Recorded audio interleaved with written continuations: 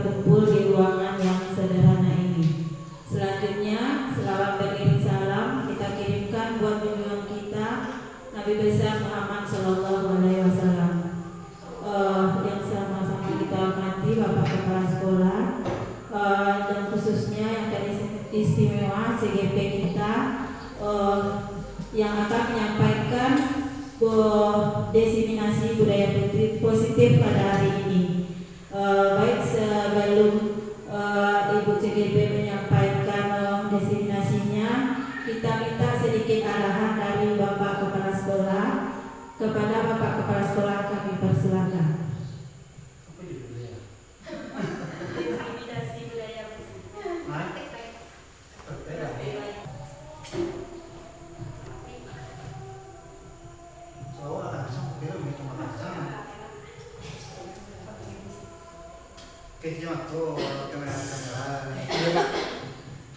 Bismillahirrahmanirrahim. Assalamualaikum warahmatullahi wabarakatuh.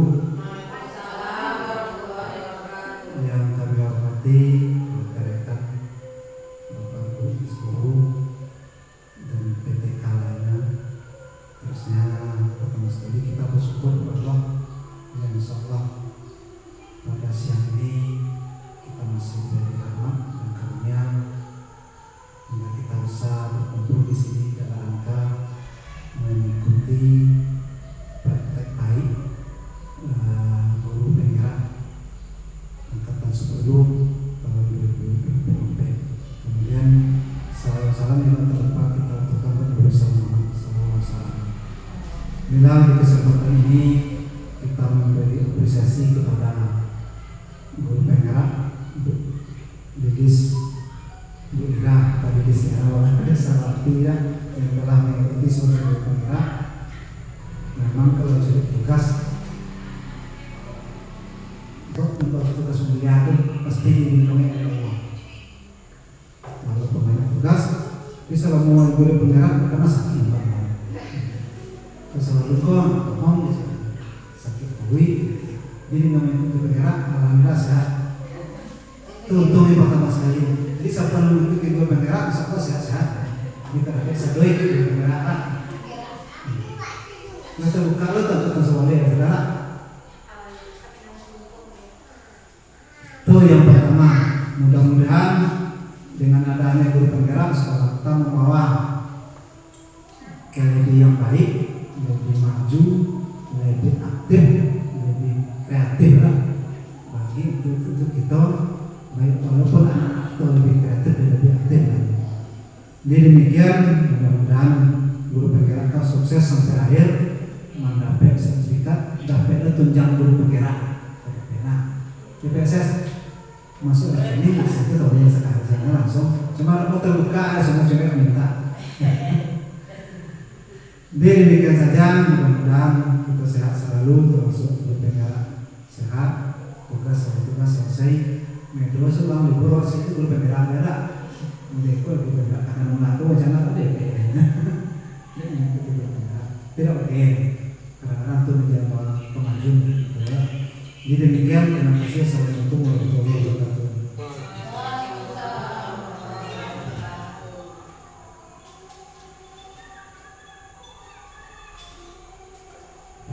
Terima kasih kita ucapkan kepada Bapak Kepala Sekolah. Untuk kegiatan selanjutnya kita serahkan kepada Ibu Lilis untuk menyampaikan materinya. Semoga apa yang disampaikannya bisa berguna bagi kita bersama nantinya.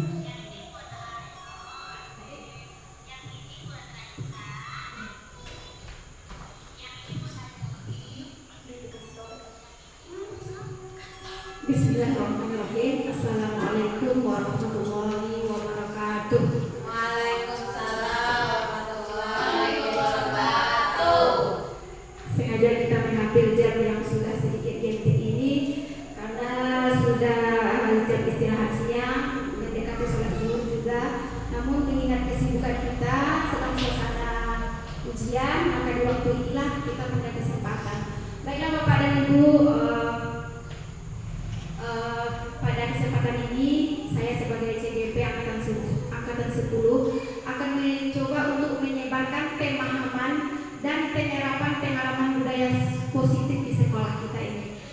sebelumnya untuk menambah suasana kita lebih bersemangat, alangkah baiknya kita mulai dengan kegiatan ice breaking terlebih dahulu. Saya mohon untuk Bapak dan Ibu berdiri. Kita akan melakukan ice breaking.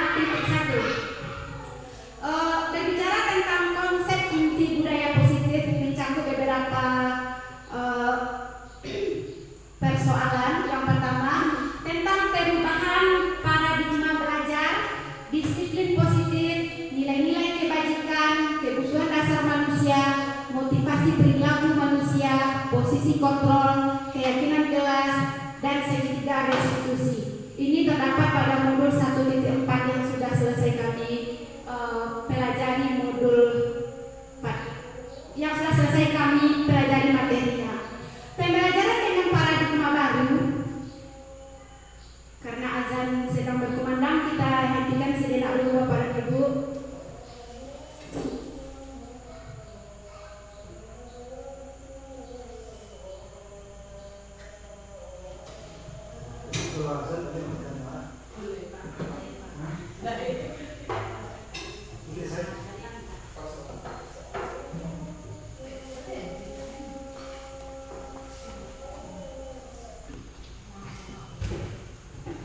Baik Bapak dan Ibu, pembelajaran dengan paradigma baru, yang mana yang disebut dengan paradigma itu adalah cara pandang kita yang menyesuaikan dengan perubahan zaman.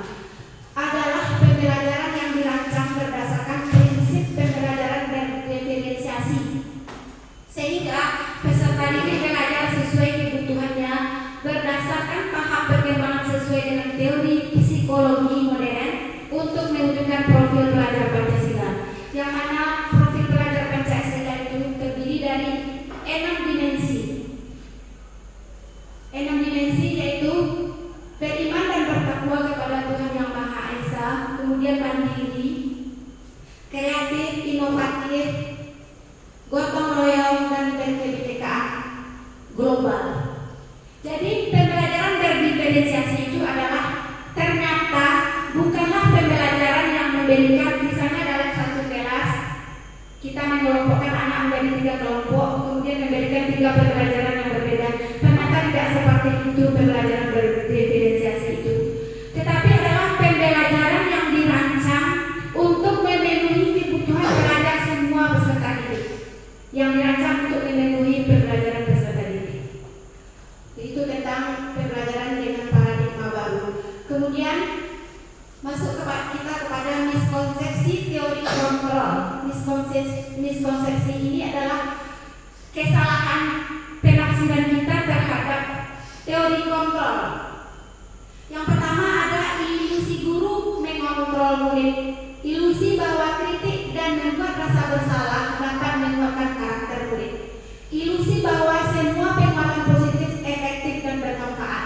Kemudian ilusi bahwa orang dewasa berhak memaksa. Ternyata ini adalah pemahaman yang salah dari Bapak Ibu. Bahwa ternyata seorang manusia itu adalah tidak mampu dikontrol oleh orang lain. Guru tidak akan mampu mengontrol murid. Karena yang bisa mengontrol murid itu adalah dirinya sendiri. Dirinya sendiri, bukan orang lain. Tugas kita sebagai guru adalah menuntun dan mengarahkan mereka sesuai dengan kodrat alam dan kodrat zaman yang sudah mereka miliki sejatinya sejak mereka lahir. Jadi itu adalah penafsiran yang salah, bahwa guru dapat mengontrol murid adalah penafsiran yang salah. Yang dapat mengontrol diri kita masing-masing itu adalah diri sendiri. Demikian juga dengan murid.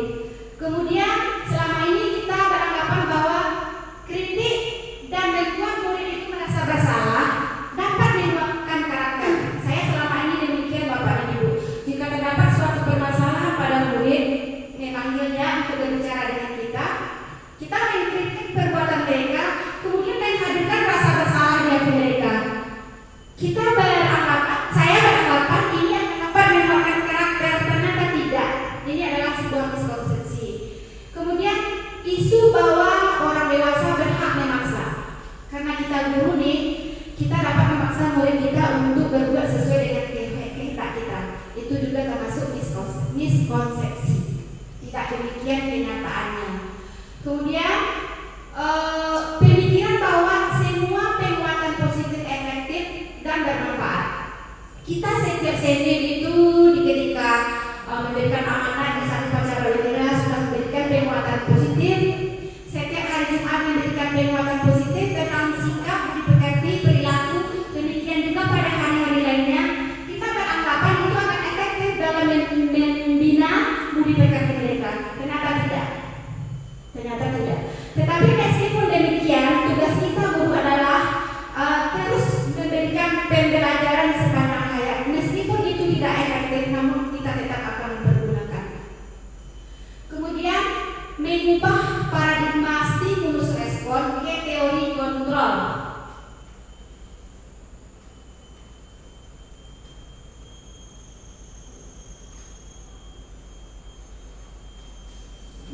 Stimulus respon, realitas kebutuhan kita sama. Kita beranggapan bahwa semua kebutuhan, misalnya kita ini 12 orang dalam ruangan, kebutuhan kita sama. Itu stimulus respon. Ternyata tidak sesuai dengan teori kontrol. Realitas kebutuhan kita itu berbeda. Ada 5 kebutuhan dasar manusia, nanti kita akan berjumpa dengan slide-nya.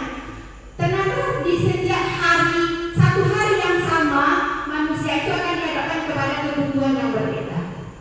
Kemudian stimulus respon, semua orang melihat hal yang sama. Kita memaksakan kepada peserta didik kita ketika menyampaikan materi pembelajaran untuk mereka memahami secara sama bahasan kita. Itu tidak akan dapat terlaksana karena pemahaman manusia yang sesungguhnya terhadap suatu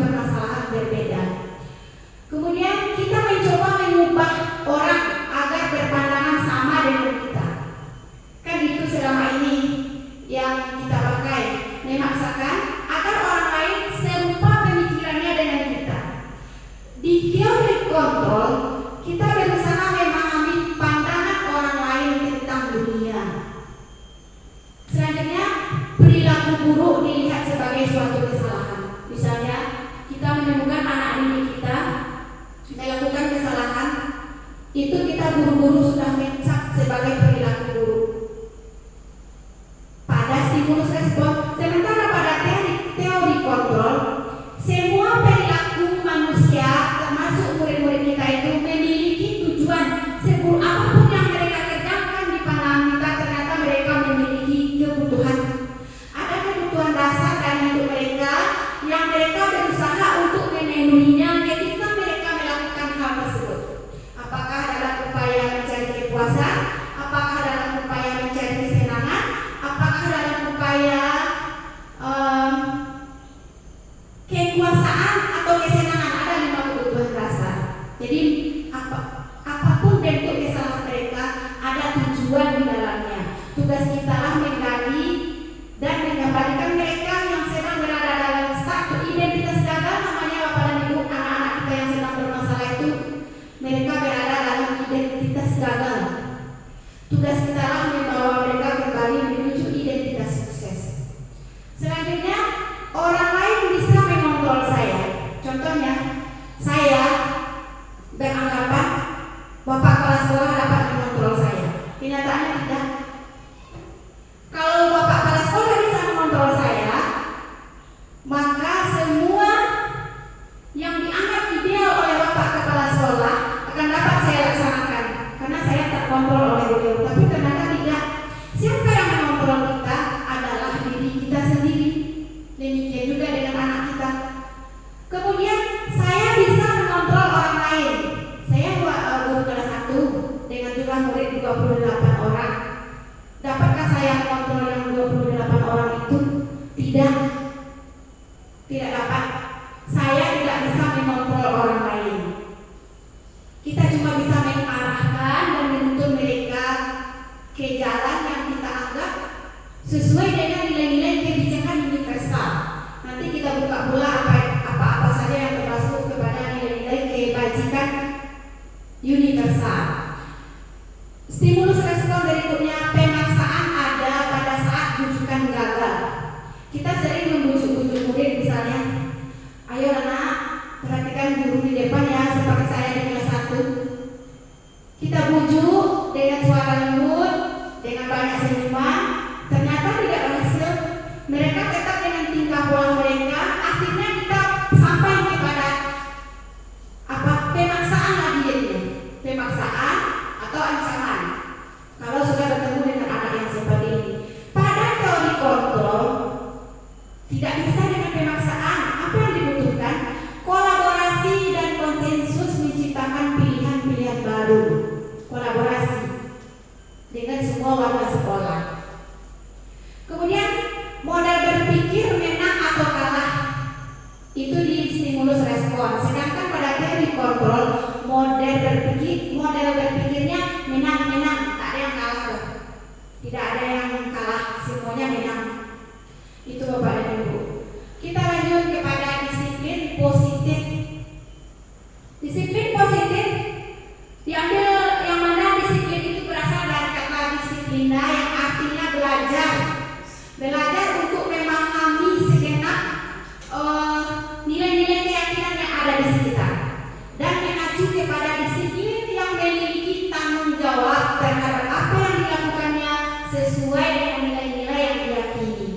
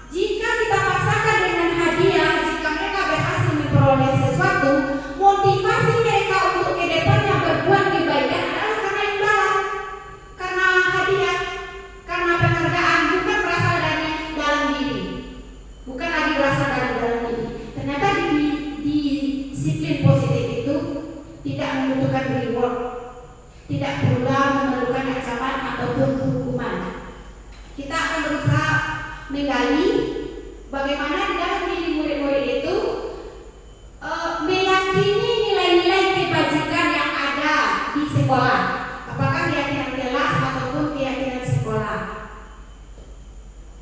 Sebagaimana Bapak Ki Hajar Dewantara menyatakan bahwa di mana ada kemerdekaan, disitulah harus ada disiplin yang kuat.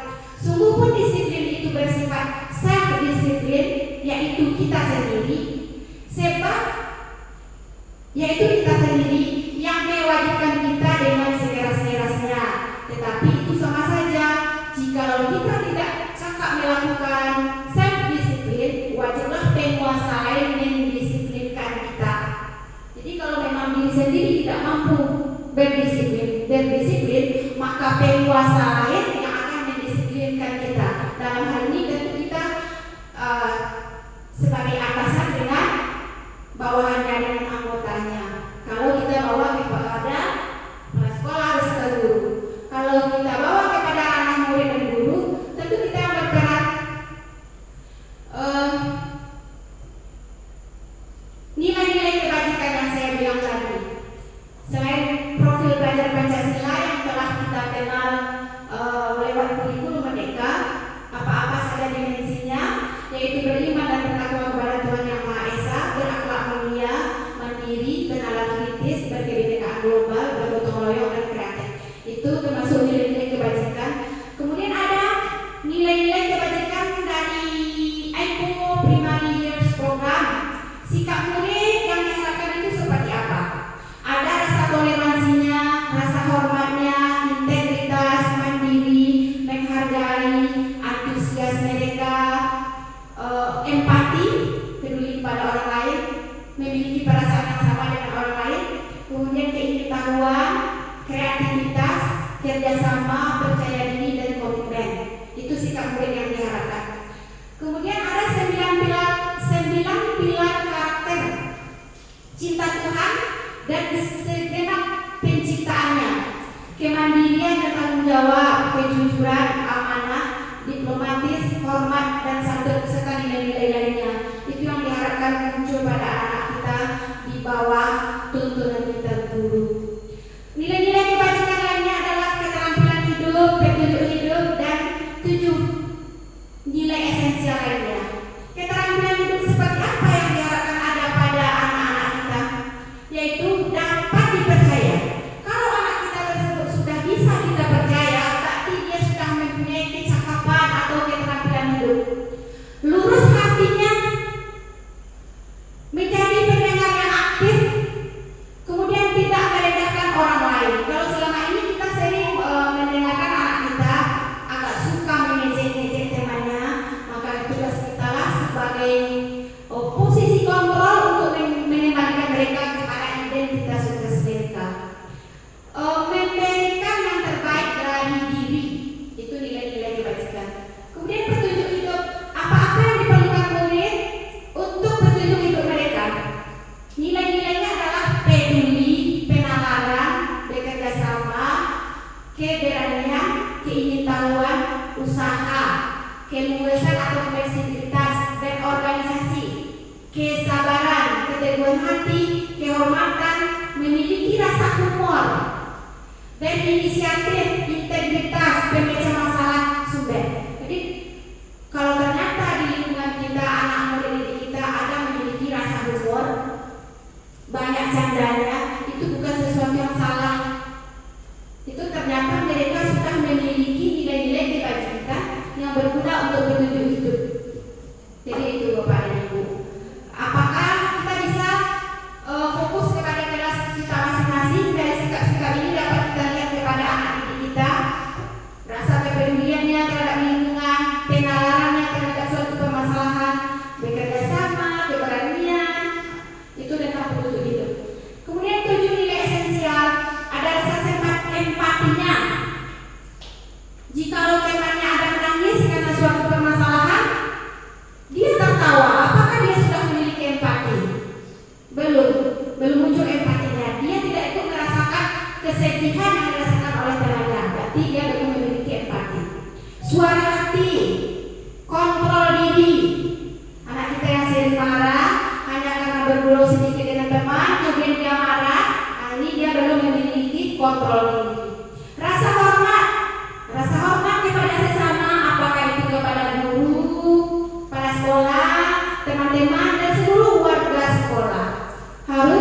kita tuntut mereka untuk memiliki nilai yang seperti ini.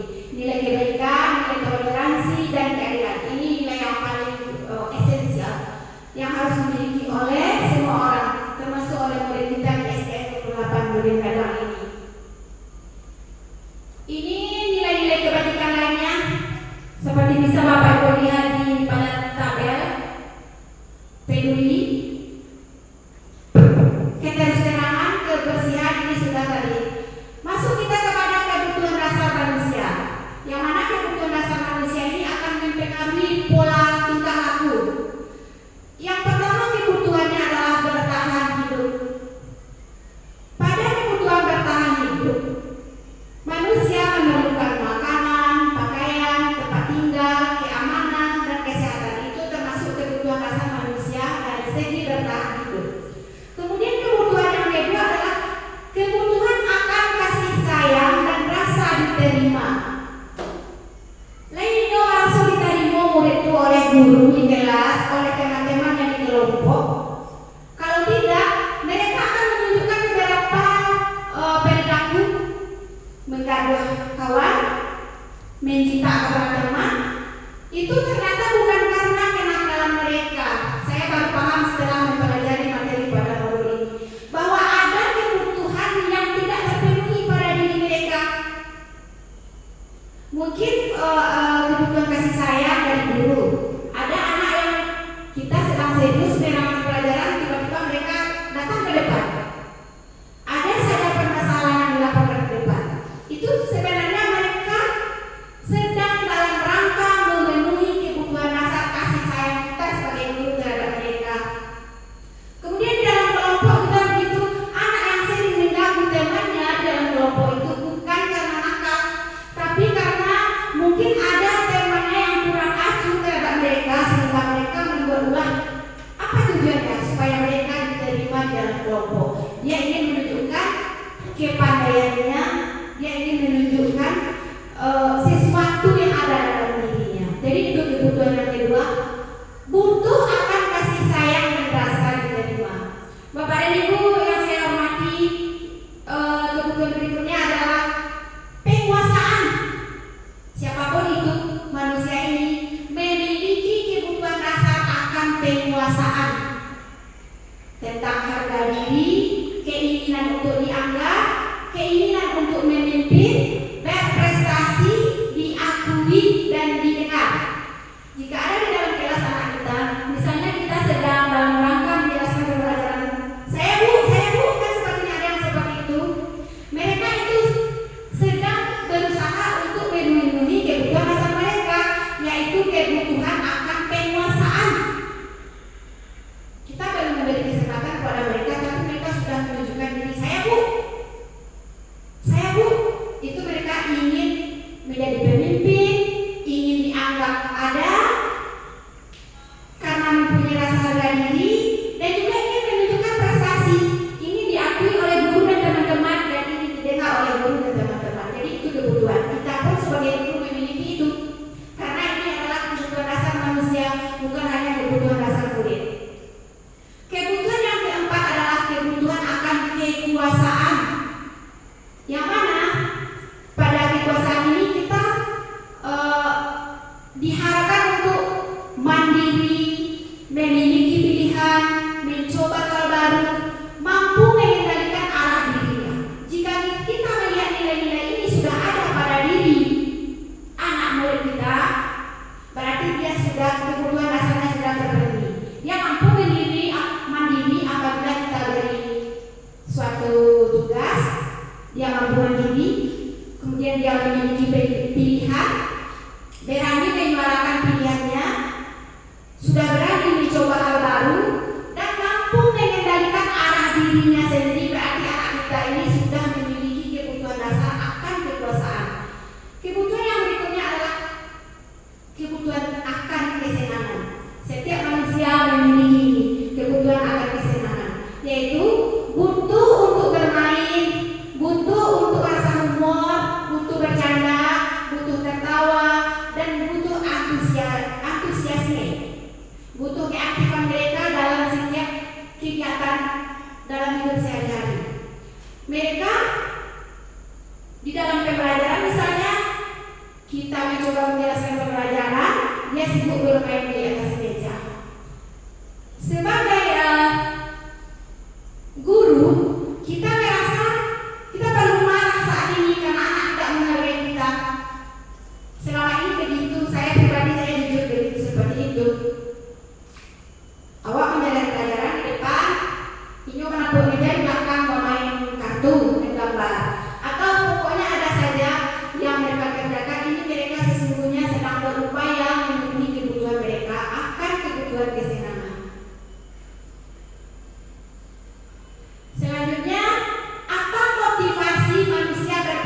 tahu ada motivasi intrinsik dan ada motivasi ekstrinsik. Motivasi intrinsik ini adalah motivasi yang berasal dari dalam diri mereka sendiri untuk menjadi orang yang mereka inginkan dengan nilai-nilai yang mereka percaya, menghargai diri sendiri dan nilai-nilai. Untuk memunculkan nilai-nilai inilah Bapak dan Ibu diperlukan keyakinan kelas ada di dalam kelas kita masing-masing. Kemudian motivasi ekstrinsik. Kenapa manusia berperilaku seperti itu? Ini karena ada dorongan dari luar, ada motivasi dari luar untuk menghindari ketidaknyamanan atau hukuman. Misalnya anak-anak kita dia datang lebih tepat waktu karena takut mendapatkan hukuman dari guru. Jadi ini belum termasuk motivasi dari dalam diri karena takut akan ancaman, karena takut akan hukuman. Berarti ini masih motivasi ekstrinsik. Contohnya lagi, dia membuat PR di rumah, dia tidak membuat PR, di sekolah dia mengerjakan PR. Kenapa di sekolah dikerjakan besok harinya? Karena dia takut mendapatkan hukuman. Jadi itu dia dipengaruhi dari luar, bukan berasal dari dalam dirinya sendiri. Selanjutnya apalagi? Untuk mendapatkan imbalan atau penghargaan dari orang lain. Saya di kelas 1 menghafal surat pendek setiap harinya. Ada anak yang masa bodoh dan ada yang menghafal. Dikasih waktu 3 hari hafal. Motivasinya apa? Ternyata karena hadiah, karena penghargaan. Masih belum berasal dari keinginan sendiri. Belum muncul motivasi intrinsiknya. Selanjutnya kita melihat perbedaan hukuman, konsekuensi dan restitusi. Bapak dan Ibu, ini mungkin adalah sebuah kata-kata yang sudah tidak asing lagi di telinga. Apa itu hukuman? Apa itu konsekuensi? Apa itu restitusi? Hukuman ini dia terjadi tidak dengan terencana. Contohnya, ketika jam istirahat terjadi perkelahian antara si A dan dengan si B, kan tidak pernah kita prediksi itu. Mereka berkelahi, kita selesaikan di kantor guru atau di ruang kepala sekolah. Kemudian selama masa penyelesaian muncul hukuman. Jadi karena kalian sudah bertengkar di jam istirahat, kalian bapak kasih hukuman ini, kalian ibu kasih hukuman ini. Besok bawa pupuk 1 kantong, kan ada yang seperti itu. Itu hukuman. Kemudian di dalam menetapkan hukuman ini, murid tidak kita libatkan. Mereka berkelahi antara si A dengan si B. Tidak kita libatkan. Mereka tiba-tiba kita kasih besok bawa pupuk 1 kantong. Kalau tidak bawa pupuk 1 kantong, kamu berdua tidak boleh masuk sekolah. Itu hukuman. Mereka tidak dilibatkan dalam pembuatan hukuman itu. Kemudian hukuman ini bersifat satu arah, yang keluar dari mulut guru, yang keluar dari mulut kepala sekolah, tanpa ada komunikasi 2 arah antara murid dengan guru. Itu hukuman. Kemudian berupa fisik dan psikis. Ada hukuman berupa fisik. Kadang misalnya ini yang Pak Isen, kalau dalam olahraga misalnya setiap anak yang melakukan penyelewengan atau berada dalam identitas gagal, kita suruh push up misalnya 5 kali. Si A silakan push up 5 kali karena datang terlambat. Itu berupa fisik. Kalau psikis, ini hukuman berasal dari verbal, dari bahasa kita. Kita misalnya melihat perilaku anak yang tidak sesuai dengan harapan kita, kita tiba-tiba memberikan hukuman. Kata yang kasar, bahasa verbal yang kasar ini berupa hukuman psikis. Yang baik hukuman fisik maupun hukuman psikis memiliki dampak yang berbeda terhadap murid. Ada dampaknya jangka pendek, ada dampaknya jangka panjang. Yang hukuman psikis ini biasanya berdampak panjang. Dalam kami pembelajaran modul 1.4 kemarin ini, sebelum masuk kepada modul 1.4,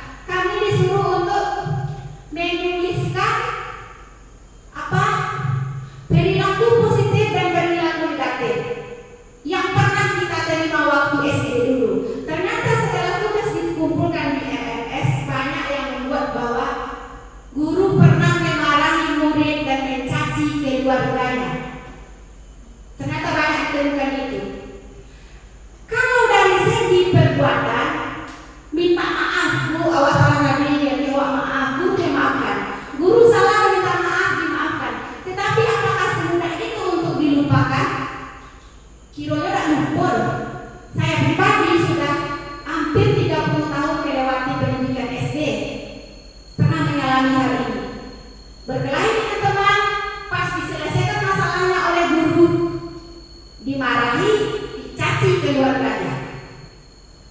Nah, jangan sampai terjadi sama keluarga kita di STN 28 ini, karena hukuman psikis ini bisa bersifat permanen dampaknya terhadap murid kita.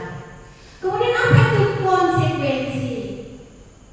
Konsekuensi ini dia terencana atau disepakati sesuai aturan yang telah dibuat di sekolah. Misalnya bagi anak yang tidak memakai pakaian lengkap ketika hari Senin, kita putuskan bersama apa konsekuensinya. Jadi itu sudah diketahui oleh murid. Jadi nanti ketika dia tidak memakai pakaian lengkap, dia akan sadar akan konsekuensinya. Wah, saya pasti kena hukum ini karena saya tidak pakai ikat pinggang. Jadi konsekuensi itu terencana. Kemudian murid, meskipun sudah diketahui oleh murid, tetapi tetap memberikan rasa tidak nyaman.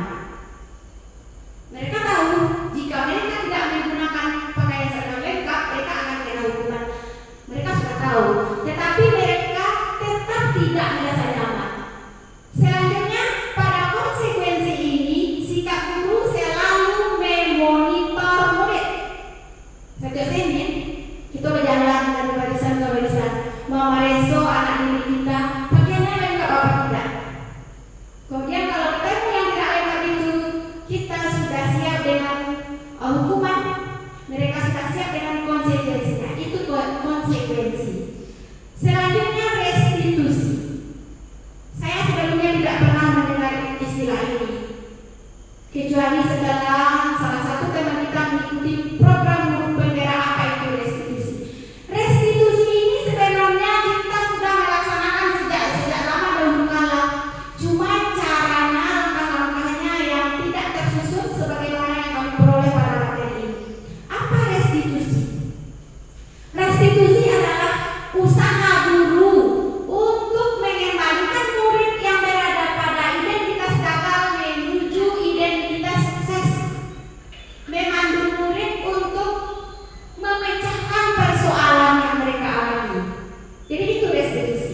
Apa-apa saja proses menciptakan kondisi bagi murid untuk memperbaiki kesalahan. Mereka berbuat salah, setelah kita panggil ke ruang guru atau ke ruang kepala sekolah atau ke ruang kelas kita memberikan ruang kepada mereka untuk mereka menyelesaikan sendiri permasalahannya. Kemudian proses kolaboratif yang mengajarkan murid untuk mencari solusi sendiri. Kok bermasalah berdua, kita berikan waktu kepada mereka untuk mencari jalan keluar dari permasalahan yang telah mereka buat. Jadi tidak tiba-tiba mendapat hukuman, tiba-tiba menerima konsekuensi, tidak seperti itu yang restitusi. Tetapi bagaimana usaha kita untuk mengembalikan mereka kepada identitas sukses mereka.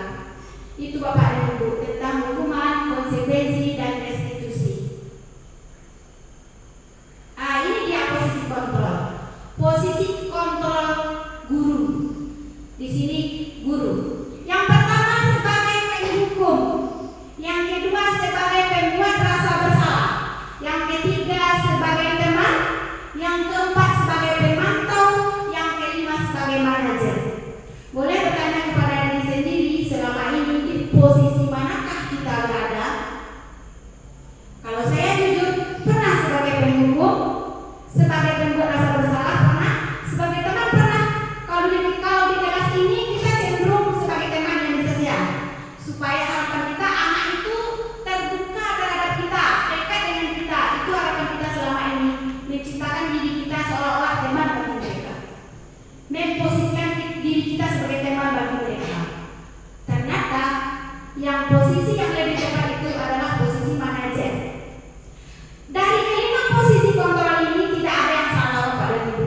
Ini akan keluar posisi diri ini akan muncul sesuai situasi dan kondisi. Sebagai penghukum, tentu kita lihat pula permasalahannya, hukuman yang seperti apa. Nah, contoh penerapan posisi kontrol. Saya sudah membuat contoh penerapan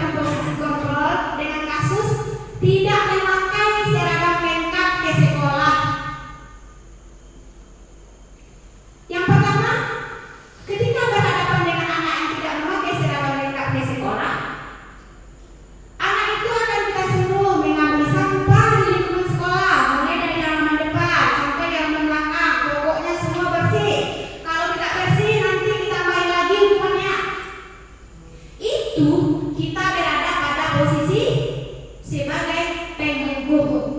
Ya, sebagai penghukum. Kalau tidak bersih, nanti tidak mungkin masuk kelas loh. Besok ada boleh lagi. Itu kita berada pada posisi penghukum. Kemudian ada ucapan kita ketika kita berkomunikasi dengan mereka. Bapak dan ibu kecewa sama kamu nak. Berapa kali lagi bapak dan ibu harus memberitahu kamu bahwa setiap hari Senin itu kita berpakaian seragam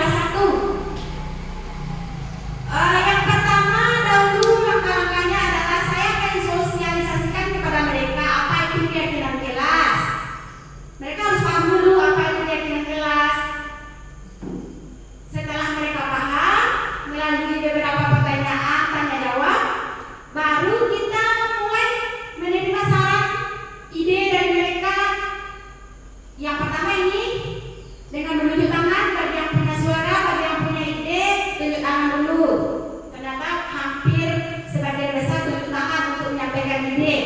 Kemudian karena kelas 1 ini belum bisa menulis papan tulis atau kertas plano, saya yang menuliskannya.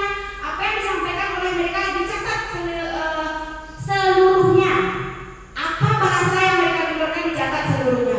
Contohnya ini, Bu, tidak boleh ribut dalam belajar, kata salah satu anak ini yang Indra. Saya tulis di papan, Bu, tidak boleh mengganggu teman. Saya tulis dulu, tidak mengganggu pelajaran. Biasanya mereka tulisan saya di papan tulis mereka hapus ketika jam istirahat. Nah, jadi ada teman-temannya yang menyadari mereka memunculkan ini dalam kegiatan pembuatan keyakinan kelas. Kemudian tidak boleh mengotori kelas, tidak boleh ribut ketika guru mengajar, tidak boleh mencemeh kawan, tidak boleh membuang sampah sembarangan, tidak boleh tidak memakai sepatu. Ini seluruhnya berasal dari mereka. Tidak boleh, kan ada beberapa yang suka tidak pakai sepatu. Ini mereka munculkan ketika kegiatan pembentukan keyakinan kelas. Saya catat seluruhnya, baru kemudian kalimat-kalimat yang muncul dari mereka tadi itu dikaitkan dengan nilai-nilai kebajikan universal yang sudah kita buka di awal-awal tadi. Contohnya, kalau tidak boleh ribut dalam mengajar, nilai kebajikan mana yang lebih tepat? Yaitu belajar dengan sungguh-sungguh atau masuk pulang kepada menghargai. Jadi dari yang 8 tadi, berapa buah tadi itemnya? 8 tadi mengerucut dia menjadi 4 buah keyakinan kelas. Setiap murid belajar dengan sungguh-sungguh. Setiap murid menghargai guru dan teman. Setiap murid menjaga kebersihan kelas dan lingkungan. Setiap murid berpakaian rapi. Ini dia keyakinan kelas 1 yang sudah kami buat di pertengahan Mei kemarin. Jadi dari 8 masukan mereka dikerucutkan menjadi 4. Itu Bapak dan Ibu tentang keyakinan kelas 1. Kemudian masuk kita kepada segitiga restitusi. Dalam pelaksanaan restitusi, dalam penyelesaian masalah murid kita, ada langkah-langkah yang kita tempuh. Yang pertama adanya namanya menstabilkan identitas. Nyoba cekak di kelas ketika istirahat. Kemudian kita bawa ke kantor untuk penyelesaiannya. Kita stabilkan terlebih dulu identitas mereka. Nanti akan ada apa-apa kalimat yang muncul kalau kita berada dalam proses menstabilkan identitas.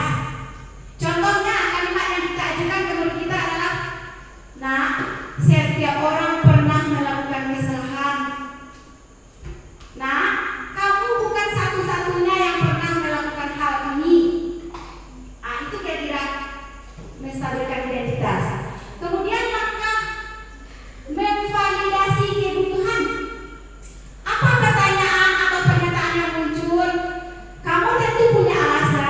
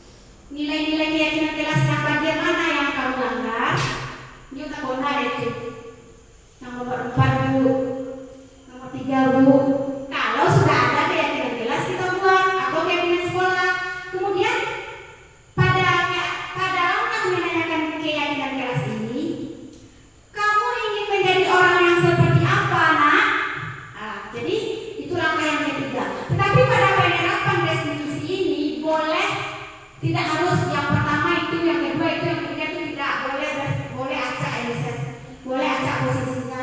Mungkin kita menanyakan pihak kelas dulu, kemudian memvalidasi kebutuhan mereka, menstabilkan identitas boleh. Yang penting ketiga-tiganya mencakup dalam penyelesaian masalah murid.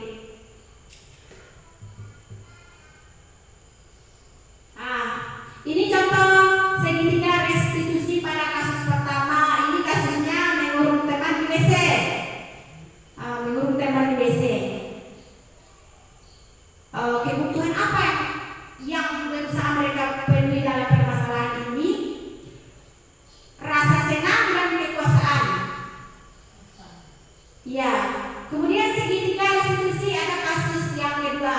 Setiap jam belajar agama tidak masuk kelas. Ternyata itu permasalahannya.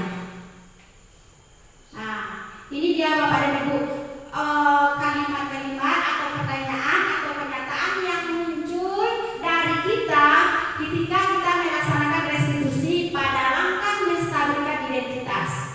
Contoh, kok si Angga yang mencekak?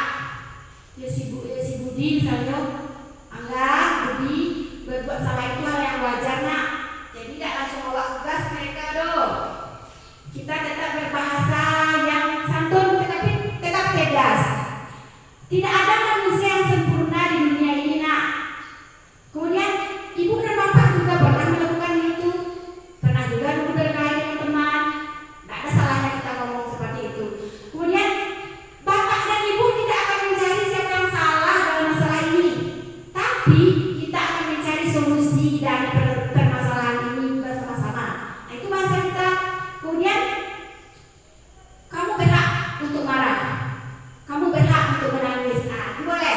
Ini kalimat-kalimat ini atau pernyataan ini muncul pada langkah menstabilkan identitas. Ino sedang bergejolak karena marah. Kita stabilkan dulu mereka dengan kalimat-kalimat seperti ini. Ini kita sesuai dengan prinsip membuat kesalahan adalah bagian dari proses pembelajaran. Jadi pembelajaran itu ternyata kita dapat pernah melakukan kesalahan dulu. Kan tidak betul Bapak dan Ibu. Dari kesalahan itu muncul pembelajaran. Ini namanya dari identitas gagal kita membawa murid kita menuju identitas sukses. Dan suku Wajaka itu artinya mereka sedang berada dalam identitas gagal. Ada beberapa kebutuhan yang tidak terpenuhi dalam hidupnya. Mungkin di rumah akan diwangi di ama tibu di sekolah akan diwangi di ibu kira-kira seperti apa lagi perilaku mereka? Di rumah akan diwangi, di sekolah akan diwangi. Gagal lah identitas mereka. Tugas kita lah di sini untuk memulihkan kembali. Kemudian langkah yang kedua, validasi tindakan yang salah. Ketika kita ditemukan dengan anak yang bermasalah, pada langkah kedua ini pertanyaan atau pernyataan yang muncul kira-kira seperti ini Bapak dan Ibu. Boleh kita tambahkan sesuai situasi dan kondisi. Nah, kamu pasti punya alasan kenapa melakukan hal ini. Nyuti juga wanita gak empek nak. Tuh balik kawan lain. Atau awak tanya apa alasan menuju kawan tadi. Nyujawe tuh. Sudah tuh. Di situ kita bisa menilai. Oh ternyata ada kebutuhan yang bisa mereka penuhi. Sudah tuh pernyataan berikutnya. Padahal kamu pasti bisa melakukan hal yang lebih buruk. Padahal kamu pasti bisa melakukan hal yang lebih buruk dari ini ya.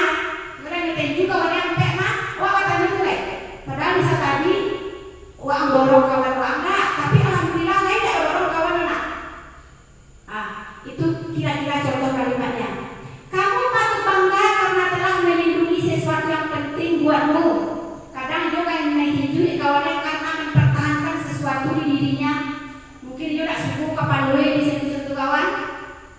Mungkin dia tak suku barangnya rusak kawan. Jadi kita berikan mereka apresiasi, kita validasi tindakan mereka itu. Kamu patut bangga nak, karena telah melindungi sesuatu yang penting buatmu. Awak gila juga hargaan itu. Meskipun secara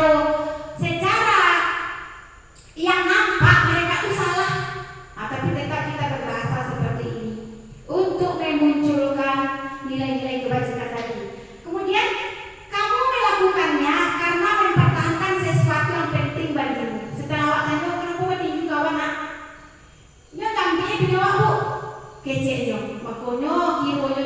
kawan karena melindungi barangnya. Nah, jadi itu.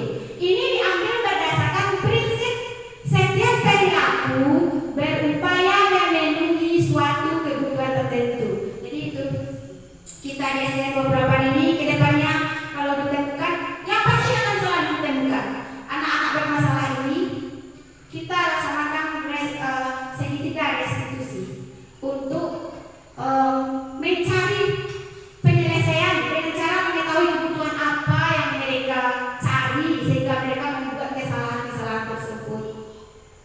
Yang langkah yang ketiga ini adalah menanyakan keyakinan.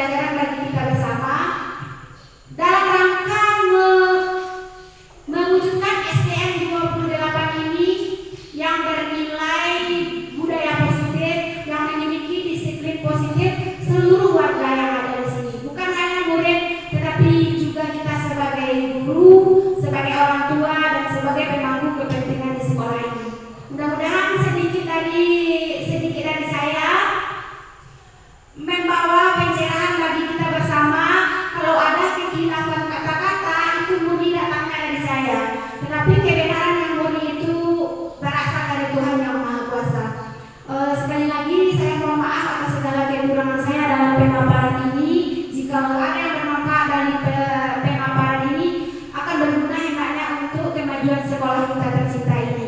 Jikalau ada kekurangan dari penampilan saya ini, itu murni berasal dari kesalahan saya. Sebagai manusia biasa tentu kita tidak akan luput dari kekilafan dan kesalahan. Wabillahi taufiq wal hidayah. Wassalamualaikum warahmatullahi wabarakatuh.